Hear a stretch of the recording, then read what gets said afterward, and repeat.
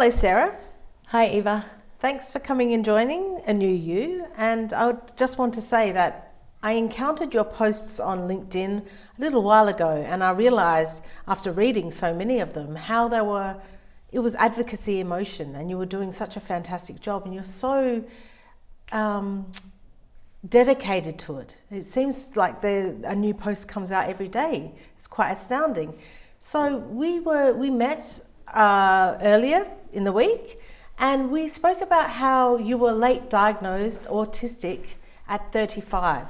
I wanted to ask you, how has that related to the way that you approach your business? Well, I think it's like you were saying, I'm dedicated to it, and, something comes out every day, and you were saying it seems like advocacy in motion. Thank you for all the compliments, by the way. And that's how it's affected me. So being late diagnosed, you don't get any support throughout life with your disability.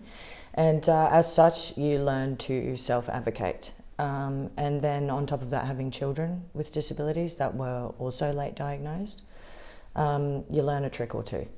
So my hope is, with my posts on LinkedIn in particular, is sharing that with other persons so that they can have those tools to be able to self-advocate. And how it's affected my business is, it is my business. So, I run EduLinked. Prior to that, I worked with Team Musicare. And the purpose of EduLinked is to provide equity for, in particular, neurodivergent persons, and to help them to self-advocate where possible, instead of being advocated for or advocated on top of. Being advocated to can leave you more vulnerable. Well, it's paternalistic, isn't it? Ultimately, it's taking the power away. Absolutely. And I think, there's a lot of economic benefit to keeping persons with disabilities dependent. And so the purpose of EduLinked is to utilise, in particular, technology, artificial intelligence, to try and, improve that, really give persons with disability freedom and access to the information themselves so that they can advocate for themselves. Yeah. I remember I heard this term some years ago, and it just spoke to me, and it spoke to me in my experience in the fact that acquiring a disability later in life, or maybe even being diagnosed later in life, there is the want to rest in alert sense of incapability. And I've felt that through my career, alert sense of incapability, where I looked to others to direct me. Yes. Well, if you look at it in terms of gender, you've got mansplaining, okay? And, mansplaining is being highlighted. People are saying it's not okay to mansplain anymore. And the reason is because it disenfranchises women and it puts them as second place. But what's not talked about as much is what you just mentioned, which is, the disability equivalent of it. It takes away and it strips away your confidence, because it's like, all right, well, this person is writing onto me and telling me that this is the way it is, and so therefore it must be. Well, no, because as I'm sure you're aware, the only person who knows what you need is you. Possibly other persons with a similar disability could speak alongside you or assist you or provide tools. But outside of that, what you're getting is a watered down version, and what you're getting is being pushed onto. And we just don't want to. It's not 1950 anymore. It's time to stop writing onto persons with disabilities and putting things under them so that they are writing it, and just providing those scaffolds. The scaffolds of support. Scaffolds of support. And, those scaffolds of support are nothing to do with the person's disability. They're just to do with society. And empowerment, ultimately. Yeah. Great. We were speaking earlier about the lack of ethics in the disability community, and that's the pointy end of the stick that you and I have both experienced. Can you tell me how you contend with this in your experience? Well, I've been quite lucky in my experience because I grew up in Ireland, and in Ireland a lot of our laws and ethics and culture is based in something called the Bredna. And that's about basically keeping them honest. So it's about keeping persons in power honest, that law. And so what that does is it kind of embeds in your culture learned mechanisms to call people out on poor ethics. And how I have navigated that day to day as a person who was working in disability services is literally working an extra hour a day to report unethical conduct at minimum. So, you know, I might have been doing, say, 8 hours of work a day. Well, that was another hour on the end reporting to fraud tip-off lines or reporting to Disability Safety Commission, etc., etc. What motivated you to do that? Well, because it's not safe. You know, if you see something that's not safe, and, you know, what you were saying earlier, where you have that sort of confidence drop, you know, you might not report it because you just don't have that confidence and you're not on solid ground. So someone else needs to. And so, yeah, I'm also lucky in the sense that my mother actually did the same thing. So I was in the crossover where, you know, you had older persons learning to use computers. So I had to type up all of her work for her. And a lot of her work was to do with unethical providers in aged care. So I learned a few tricks there as well. And that's resulted in, you know, a lot of unethical providers getting shut down, ending up on, you know, Current Affair and whatnot. But how I'm navigating that now is choosing to sort of broaden it out and bring it wider. So teaching persons with a disability on our website, strategicadvocacy.com.au, how to report violations directly to the United Nations. Wow. Yeah, you know, it's in its infancy and it's a long process, but my hope is that long term we will be able to have, and I'm working with the United Nations on that, to have symbolic submissions whereby, you know, AAC communication is treated as complaints across all systems. What is AAC? So AAC communication is for persons with, for example, nonverbal autism. It's... What does it stand for? Assistive... Actually, remember I said to you I'm so bad with acronyms? Yes, you did. Yeah, you did. I can't do acronyms in my brain. I have to read them. Yes. I can't recall them. Okay. Well, sorry. We'll put a little note at the bottom of the screen for this at this point. Augmentative and assistive communication. There we go. Well done. Well done. And basically what it is an alternative form of communication for people who communicate visually. Yes. You might have seen them as little cards or on a tablet. And so, you know, at the moment, AAC communication is about, it's again written onto, so it's about, you know, have a bath, do this, have a shower. Whereas, you know, I'm trying to move it more into, how do I make a complaint about this person that hurt me this week? Yes. Wow. So you came all the way down from Brisbane to come onto this show, and I have to thank you so much because this conversation is so fulsome and so informative. Thank you so much for coming. Thank you. Tell me about what registration of your business means for you. Because when you hear about registering your business, it doesn't seem like it's such a big ask or such a huge landmark to reach. It's huge. Explain. Please explain. Registering a private company is huge.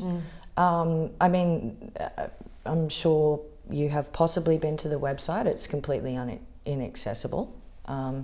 It uses complex jargon. There's no easy reads. There's no breakdowns. So therefore you have to sort of pay a solicitor to register said private company, blah, blah, blah. So to be able to, you know, both save up enough money and actually go through the process, It's everything. And I tell you what, the response has been phenomenal. Yeah. Like within a couple of months, Microsoft for Startups accepted our business and provided $50,000 of supports. Wow. Yeah, which is huge. Azure credits, which, tech people will know is, software is expensive to build, and that, provides the building blocks essentially to build software. And the Victorian University has provided students. The Australian Adult Institute of Learning is providing us with students as well, but also they're doing a research project to further inform the NDIS Navigator, which I hope will improve ethics in the disability community and the NDIS community. So yeah, it's just been massive. And then of course Team Music Care, as I mentioned earlier, that I worked with have supported us all the way. We've got grants from the Good Things Foundation.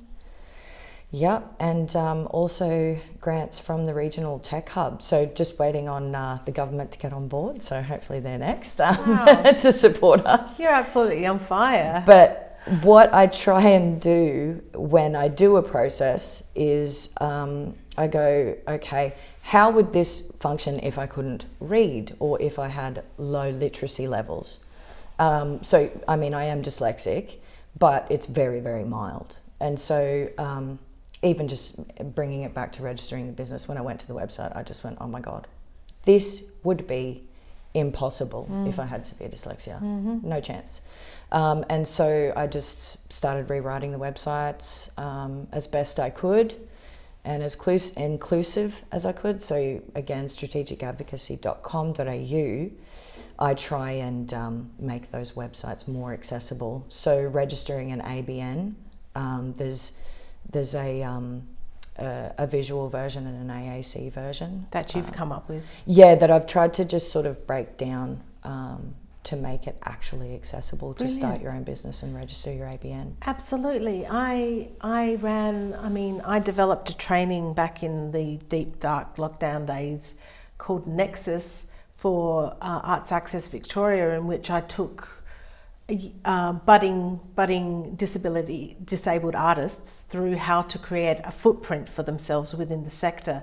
And I took them through how to apply for an ABN, and it was just such a crazily complicated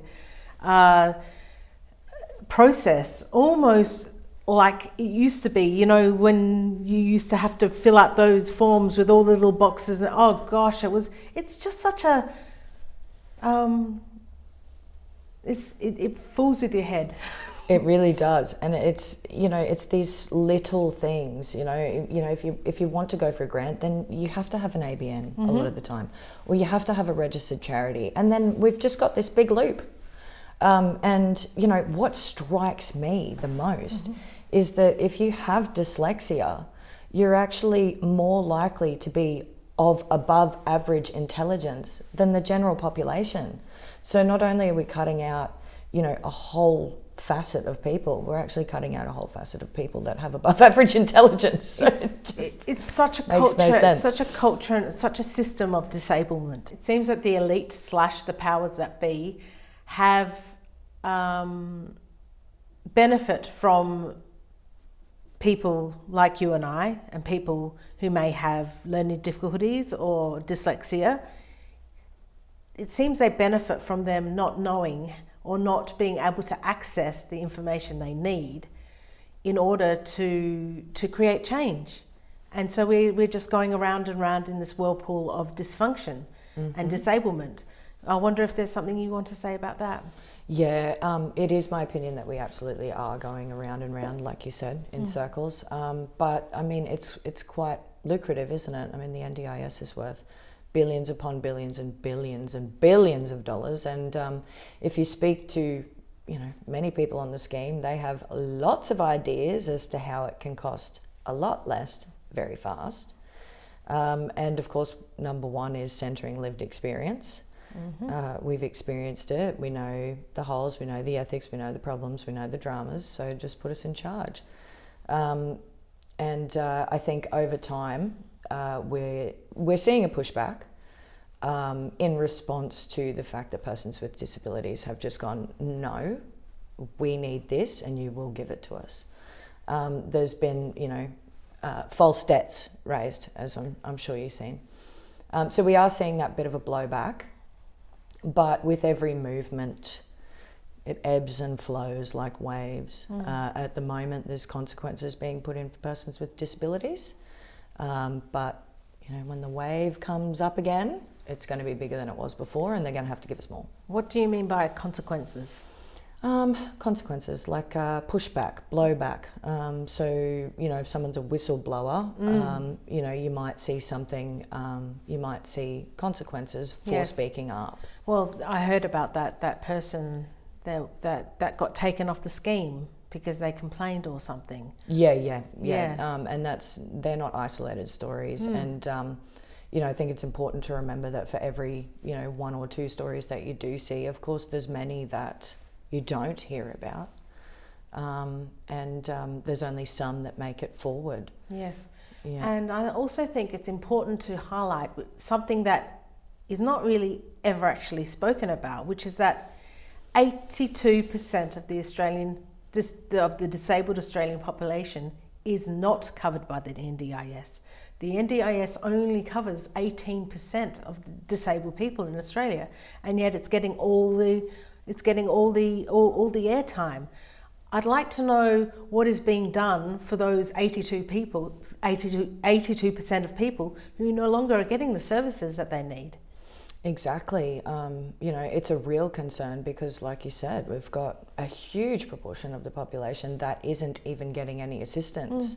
And, as you know, under the CRPD, they are entitled to assistance. So personally, I think it's time for Australia to get its checkbook out and start writing some checks because, we are pushing back. And those 80% of people or 82% of people that aren't being assisted, instead of focusing on the NDIS and how much it's costing, perhaps it might be time to ask yourself, why aren't you getting any help? Anything that you would like to speak about? Just in regards to ethics, my mother, like I said to you, she put a lot of effort into making sure that older persons were safe. And by extension, actually, in those days, that meant persons with a disability because unfortunately they were put into nursing homes back then. And it was a lot of, unpaid overtime and extra hours that she did to ensure that older persons live with dignity and respect, that they have a high quality of life. And she actually made huge changes all across Australia in aged care. So I was really, really lucky to be able to witness and see that change. She ended up being an auditor for aged care practices. In Queensland? Across Australia. Okay. Which allowed her to make really big, large-scale changes. And so I guess it's important to, say something.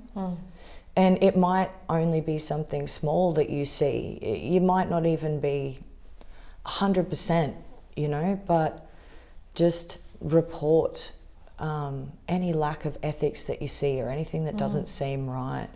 Because now that the fraud team and the safety team has expanded in the NDIS and the NDIA, they're putting things together like pieces of puzzles, and it's the disability community's job to keep us all safe. Yes.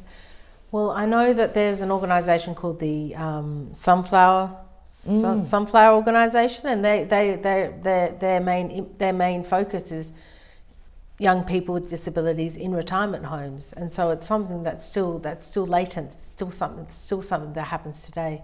Absolutely. How do you see that behaviour might change? What could be put in place to enable change? with regards to young persons in retirement homes. Well, I mean, it comes down to funding better solutions.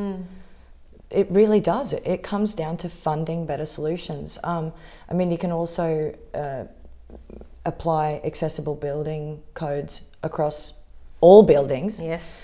Which will keep everybody at home. Yes. And improve outcomes for everybody. Because not only people with disabilities need accessible buildings. That's right. And why not just make it accessible for everybody from the start, and plan for that. But I think it really does just come down to funding, legislation and policy. Yeah. But it's the same with everything. Thank you for being on the show, Sarah. Thank you for having me. Excellent.